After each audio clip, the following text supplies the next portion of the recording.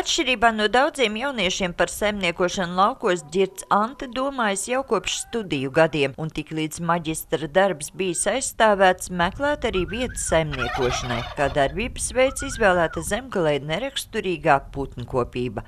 Pirmkārt, govis ļoti piesien pie mājas. Mēs tomēr vēl gribam paballēties, aizbraukt uz pasākumiem.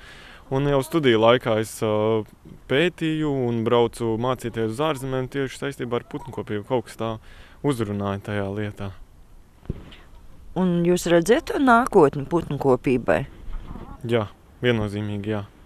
Pirmās 30 dejēvistas nokodas savvaļas suns. Tad atkal viss sākts no nulles, un pašreiz imantās dzīvi bez sprostiem baudi jau vairāk nekā 350 vistu, kas dienā izdēja ap 200 olu. Tas ir pietiekami, lai saimniecība dzīvotu, bet nepietiekami, lai varētu atteikties no algotā darba Jaunpilī, un tomēr sapnis nav zudis. Šovasar pašu spēkiem, bet ar Eiropas fondu finansiālu atbalstu uzslieta jaunā vistu kūts, kad tā tiks pabeigta, izpildīts būšot arī pirmais biznesa plāns.